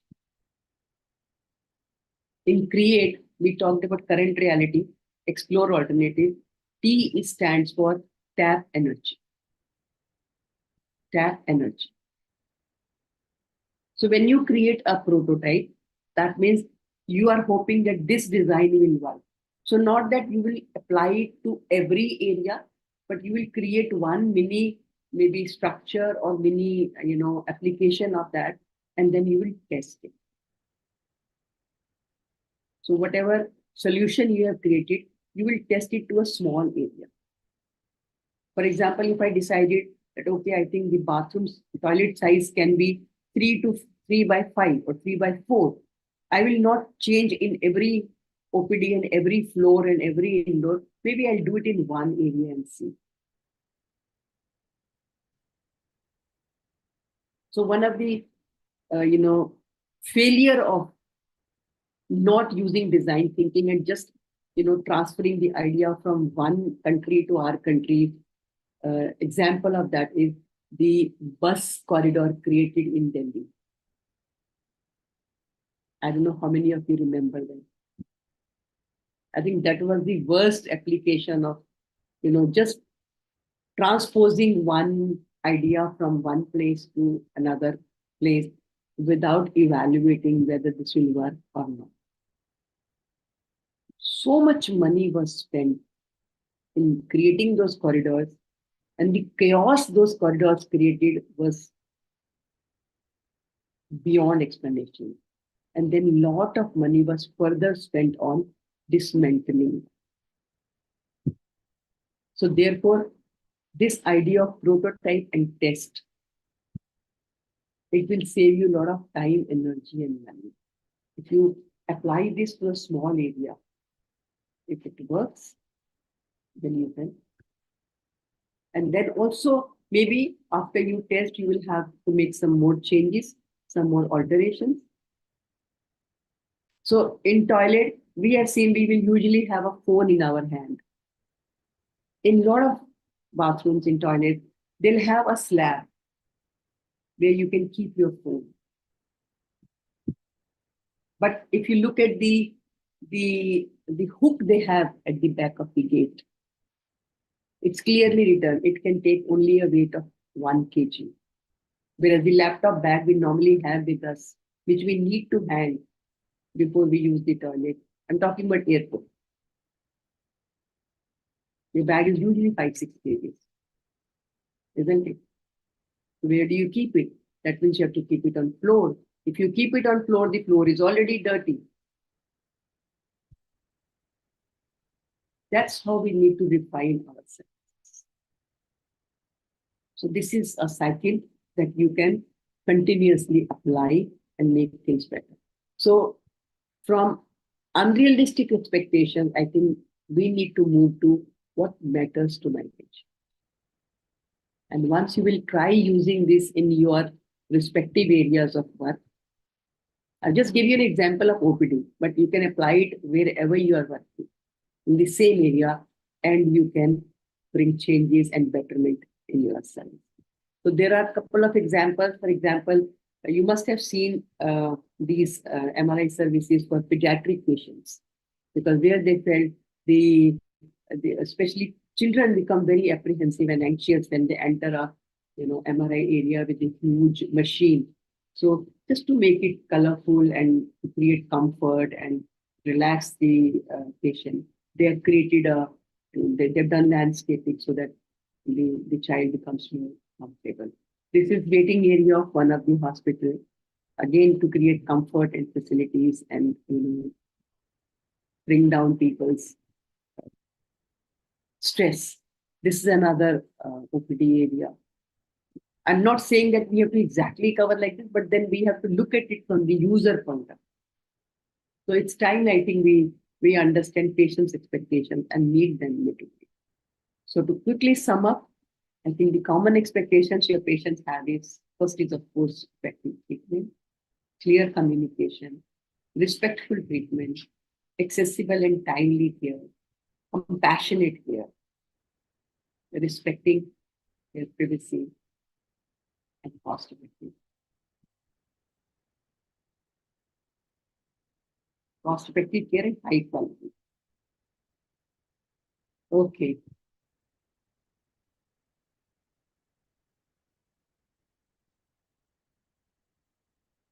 So this is in nutshell about not only understanding the patient's expectation, but also upscaling your services, facilities to meet those expectations. Any questions about what we are discussing?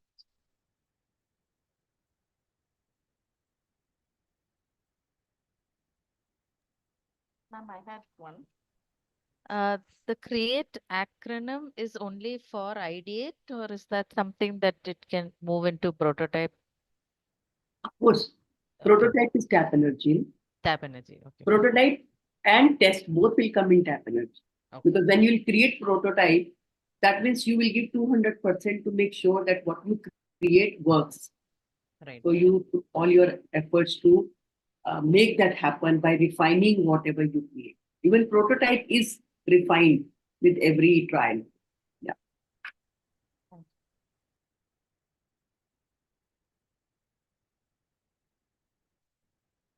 So I deliberately integrated design thinking to this because I just don't want to leave you with, yes, these are the patient's expectations. But how do I read them? How do I meet them? That's why I integrated design thinking to this particular topic. Any questions? Maheshwari, you look tired. Was it a long day?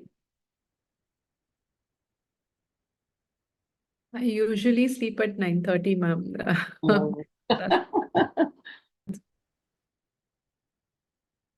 I know I'm keeping you. Okay. So if there are no questions, of course, if there are questions, we can take it now and even later. Maheshwari is going to present today, and she has prepared on Kahoot. So, Sanjana and Gunjan, for your information, actually every participant is supposed to take one topic on which they will be making a presentation. So, I will share the list with both of you, rather three of you, if your third partner is coming in.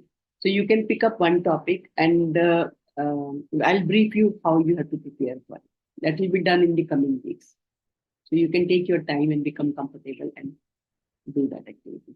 So, Maheshwari, are you ready with your task? Yes, ma'am. Do I have the host access to share my Yeah, screen? I'm going to give you that. Give me a second. Yes, I can. I have given you the.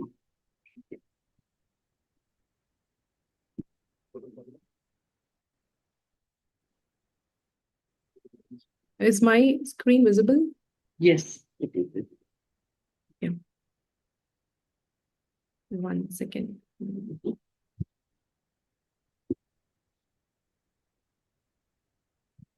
Yeah.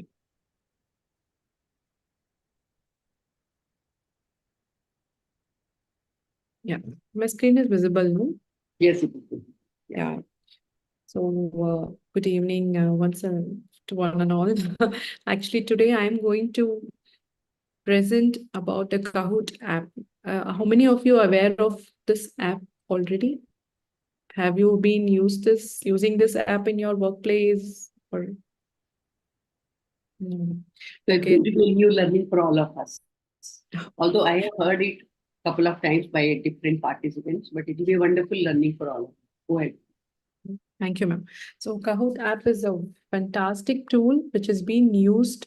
Maybe it's like a classroom learning experience. So 1 second, ma'am, I'm not able to share. Yeah.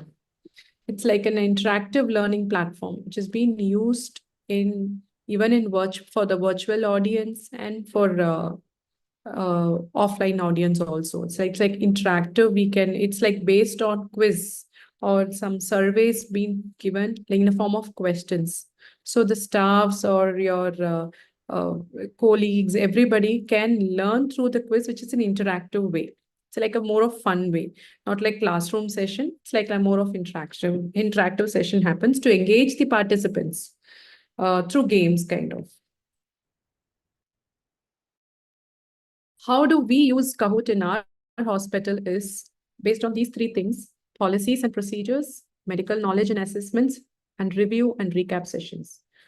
Policies and procedures is generally that every hospital has its their own policies and procedures.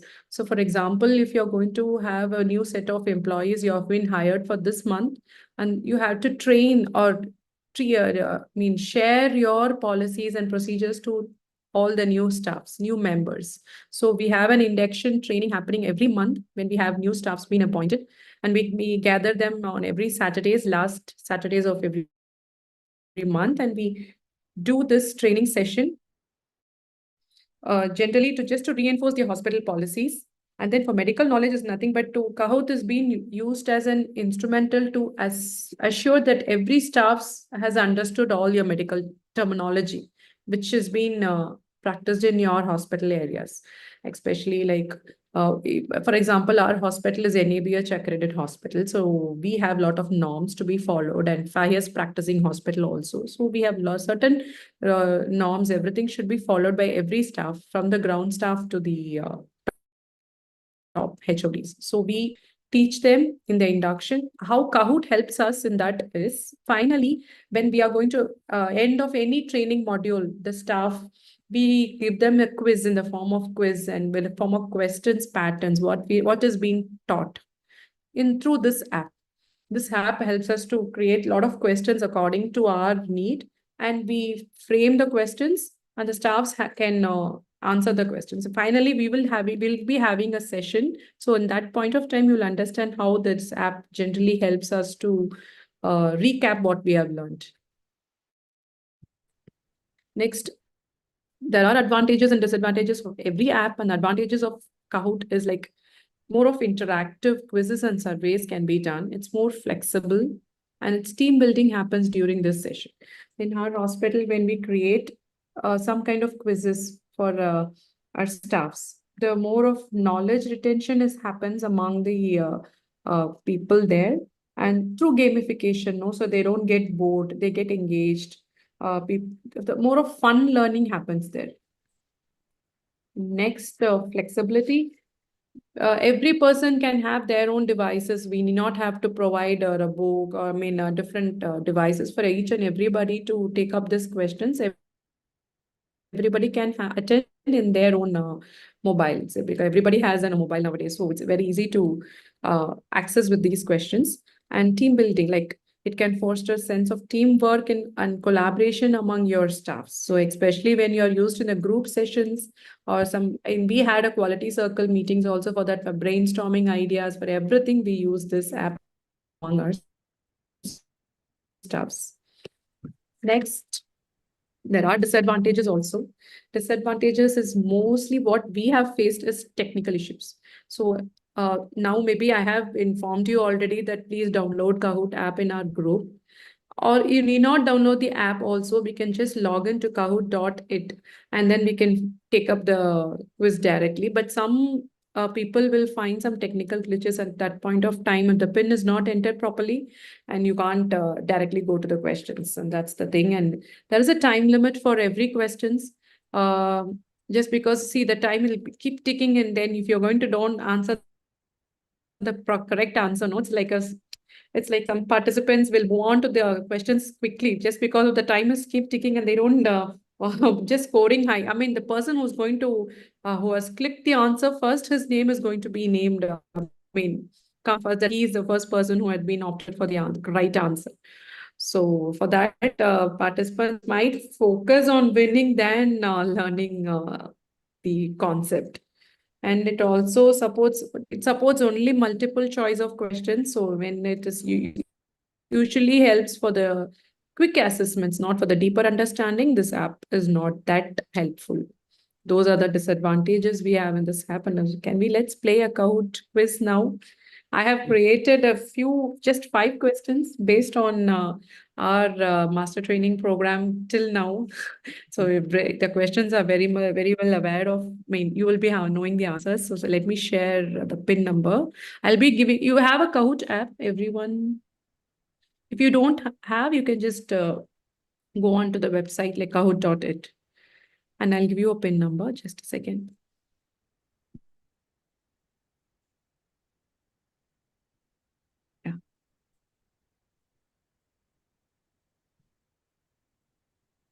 I'll share you the PIN just a few minutes. So I think let's. How many of you Is it have downloaded Kahoot? Raise your hand, please. Okay, Michelle and Neetu. Pradeep, Dr. Pradeep, have you downloaded Kahoot? Otherwise, you can go to the website also. If you have not downloaded, website? you can go to the website. And once you have downloaded, then this is what will ask you for pin. Is this screen visible? Is my phone screen visible? Yeah. So whatever pin now Maheshri will give us, once we enter, then we can play the. Yeah. The PIN Yeah. number is already visible on my screen. Is visible No, to it's you? not. It's not visible. It's not visible. No. Oh. Now, Yes, ma'am, now it is. Yes, it is visible now. 782 786 6 634. Yes. Yeah. Yeah. If you join, it'll ask you for your nickname. So just get. I will be able to see your names on my screen and even yeah. M2. Can you name with your name, please? So we will know the winner at last. So if your name is in at least M2 is me too. Okay. Interesting. Good guess and good game. So she has played count with you. Without count, she has played count with you. Okay. Everyone had joined. Is yet Jan? Kanjan has to join. I think Gunjan and Sanjana may not be, because they haven't. Sanjana Anjana, you can go to the. to join. Yeah. Sanjana, are Okay. you trying? Sanjana and Gunjan, if you can directly go to the website.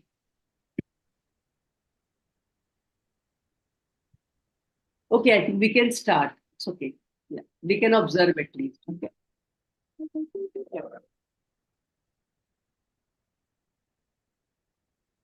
Communication in healthcare.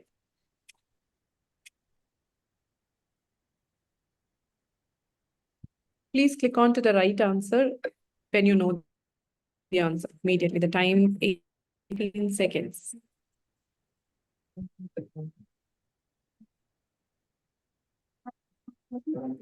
Time is up. 7 seconds.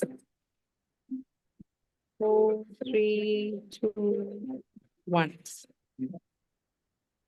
Yeah. Who has clicked for somebody has clicked for patient?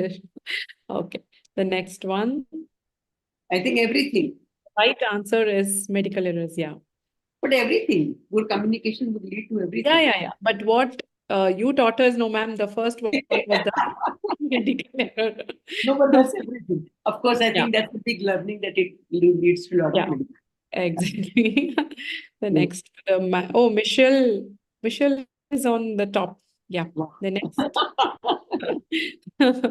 the fast you click onto it, no, your name will be on the top.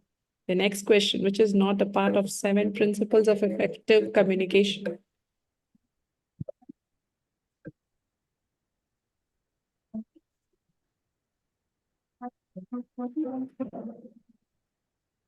Choice.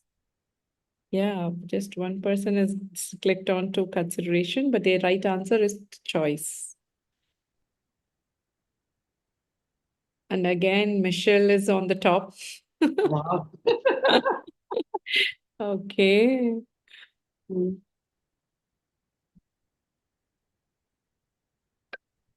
7:38:55 rule was taught on our second session, I guess. What is 55?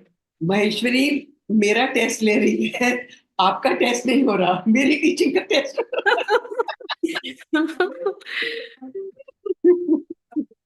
क्या पढ़ाया है Oh, nice. Good, enough. Let's see who's at the top now. Pradeep, Dr. Pradeep is seen in the top. Okay. Good. Next question is, which is not a skill for active listening?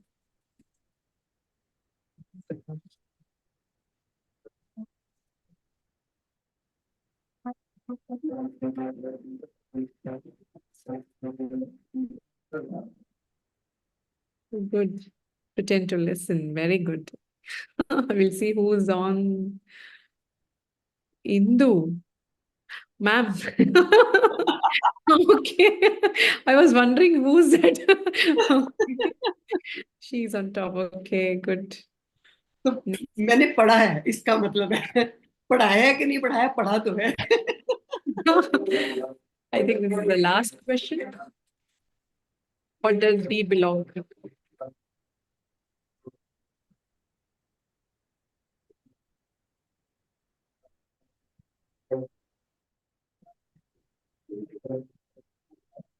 ये अच्छा question था.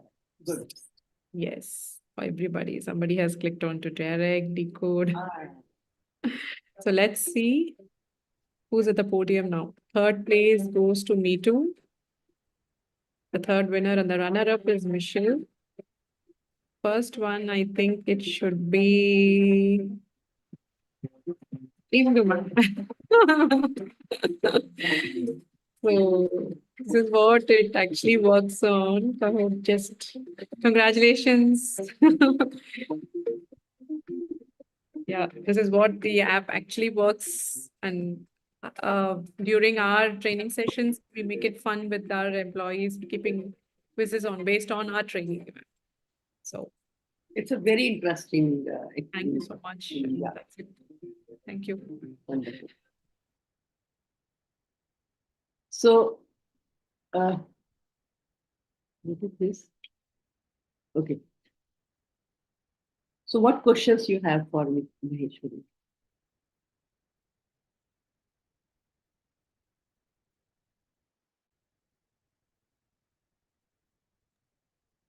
So I had one, like when you say policies and procedures, right? Hmm. So is there a lot of like inputting one has to do, for the questions to be generated and things like that? Or Sorry. does it does it give you prompts, or is there a lot of like input you'll have to put in to the app? For the class or the training you're asking? Yeah, like Yeah, for yeah. the policies and programs, right?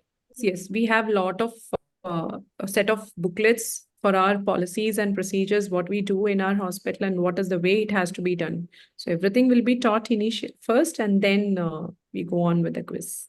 So then you input all of that into the app, is Out. it? Yes, Into yes, the okay. All right. So somebody has to do. yes. We have a team, IT team for that. Oh, So, you okay. must have signed for it, no, Maheshwari? Sorry, This, ma'am? this app you must have signed for. Yes, yes, You have ma'am. subscribed for it, kind of a thing. Yes, yes. We have to subscribe for it. But that's interesting, very interesting. Thank you. Any more questions for Maheshwari? And it's For not me? user based, like the number of users. So you just need one license to it, or it's paid like that. So because I was just checking it, so I think there's something around 10,000 for 12 months kind of a thing popped up on my screen. Okay, but I think it is not like that, Dr. Meetu. We can just one time license should be fine. I'll just reconfirm it tomorrow with my team Sure. about this alone. Sure.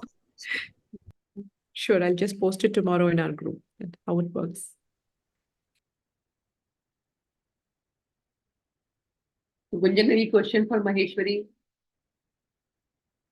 Or for me? Okay, if there are no more questions, I have shared feedback form in the chat. I request all of you to give feedback. Feedback is for the session, not for Maheshwari's presentation. Because the whole idea of this activity is that I want to encourage all of you to present and also talk about different pedagogies that we are going to learn. So with Gunjan and Sanjana, I will speak separately and explain them. But for all others, I think you know the idea of presentation is that we want to learn different pedagogies that we can use in training programs. So the feedback has to be only for this session on understanding patient expectations.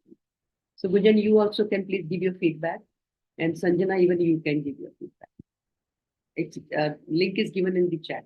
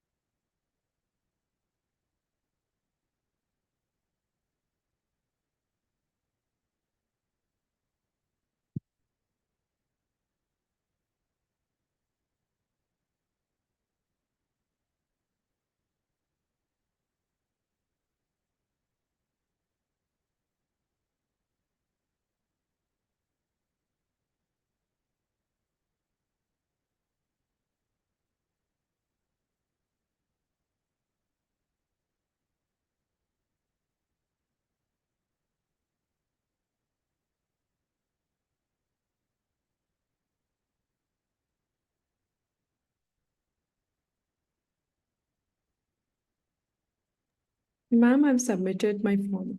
Yeah, I can see 4 responses that are coming in. Just a minute more, I think everybody will finish and then we close it.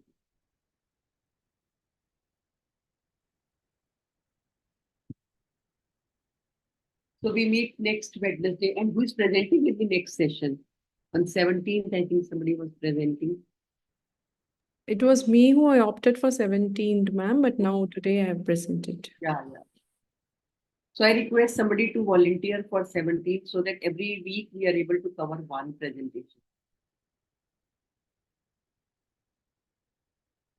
Dr. Deep, have you chosen any topic and date for the presentation?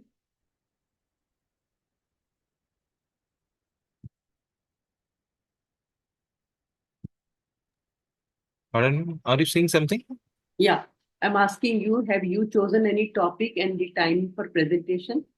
I will let you know by tomorrow. Yeah, try if you can do it next Wednesday so that every week is covered and we have one presentation every week. Okay. Okay. Ma'am. Yeah, and in case if you have any challenge, you can always message me and we can connect on phone and discuss. Sure. Actually, Maheshwari was supposed to present on 17th. I requested her and she agreed to, make the presentation today. So that saved us time and we could cover at least one topic. So my turn will be on 17th. You mean to It's say? better if you're If able I- to choose any topic and then you can discuss with me how exactly you have to go about and then you can prepare for it. It's not a big thing. I think you'll be able to do it. You just Definitely. getting used to it and understanding the concept. That's all. It's a very small thing. Just 10 minutes of presentation. So I've received 5 responses. I think who's left? Gunjan, are you doing? Are you still doing?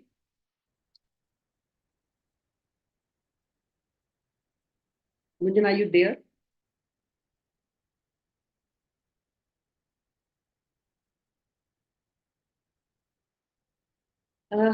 I think I'll not hold you back because it's already 10:20. So I'll close the session here. Yeah, Gunjan, if you can submit, it will be really nice if you can submit your response. Otherwise, I'll share the link in the group also, and I'll add you to the group today so that you are informed simultaneously. I'll add 3 of you. Yeah. So thank you so much, everyone. I'll not hold you further. It's already 10:20. Good night. Thank you, ma'am. Thank you, everyone. I'm really thankful for the Thank you, ma'am. wait and the patience that you show, for the session. Thank you. Bye-bye. Good night. Thank you, everyone. Thank you, ma'am.